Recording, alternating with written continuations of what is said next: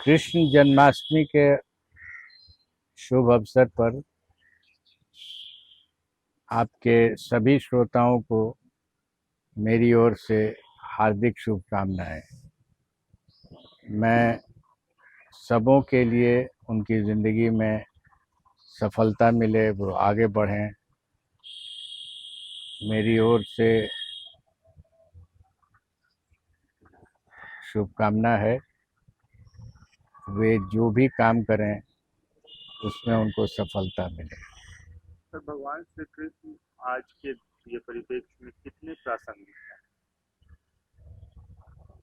भगवान श्री कृष्ण से अधिक प्रासंगिक तो कोई नहीं हो सकता है, क्योंकि वही एक ऐसे स्रोत हैं जिनसे प्रेरणा लेकर मनुष्य किसी भी काम में आगे बढ़ता है और उस काम में सफलता की कामना करता है। सफलता तो ईश्वर ही के माध्यम से मिलती है।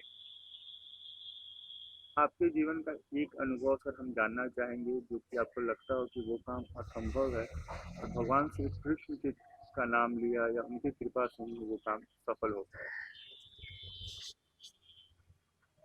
बहुत पीछे जब मैं जाता हूँ, वर्ष 2005 नवंबर माह,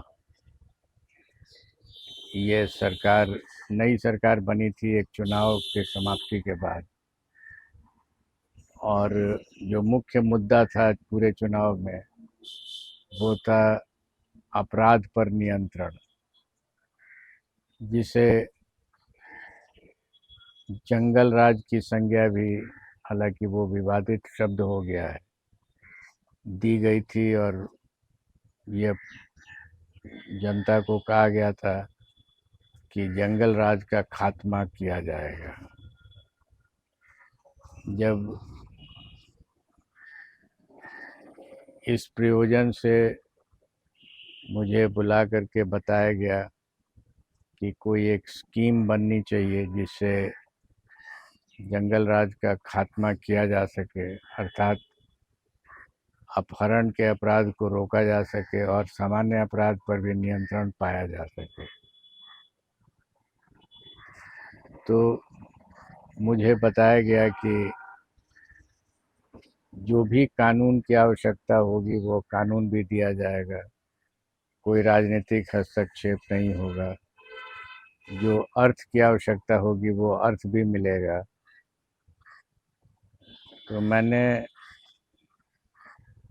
सहज भाव से कहा कि न तो अर्थ की आवश्यकता होगी और न ही नए नए कानून की, क्योंकि ये कोई विकास के प्रोजेक्ट्स नहीं हैं, अर्थात कोई सड़क बननी हो या पुल बनना हो जिसमें अर्थ की ज़रूरत होती है, और न ही इसमें नए नए कानून की ज़रूरत होती है, क्योंकि कानून कई बने हुए हैं, कुछ संसद के द्वारा, कुछ स्थानीय जो असेंबली है उसके द्वारा।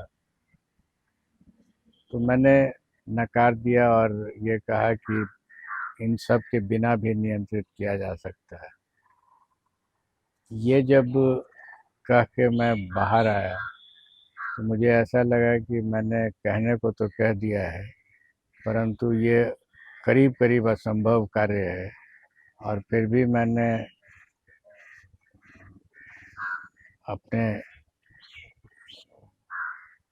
ईश्वर की ओर देखकर प्रार्थना की कि जब मैंने संकल्प लिया ही है तो मुझे इतनी शक्ति दीजिए, मानसिक और शारीरिक, कि मैं इसको कर सकूं। और मैंने धीरे धीरे शुरुआत की, वो तो अब इतिहास की बात हो गई है। और मुझे ऐसा लग रहा है अब, चूँकि मेरे हटे हुए भी अब करीब 10 साल हो गया है, तो लोगों ने कम से कम इतना तो माना कि 2006 की शुरुआत से लेकर के 2011-12 तक का जो पीरियड था वही बेस्ट पीरियड था, जिसको लोगों ने सराहा भी। इस मायने में कि अपराध में काफ़ी कमी आई। जो अपराध के बारे में सोच होती है कि हम सुरक्षित हैं, उसमें वृद्धि हुई। और जो सबसे बड़ी बात हुई कि उसमें जो पुलिस का अस्त्र इस्तेमाल किया गया वो कानून था, कानून के अतिरिक्त कुछ नहीं था। लाठी और गोली बारूद का इस्तेमाल बहुत कम हुआ, जहाँ नितांत आवश्यक था वहीं पर हुआ, और कानून का इस्तेमाल बहुत अधिक हुआ। मुझे ऐसा लगा कि वो ईश्वरीय देन ही हो सकती है, क्योंकि जिस तरह की समस्या थी वो भी बिना किसी गलत तरीके को इस्तेमाल किए हुए उस पर नियंत्रण पा जाना, ये बिना ऊपर वाले की मदद के नहीं हो सकता।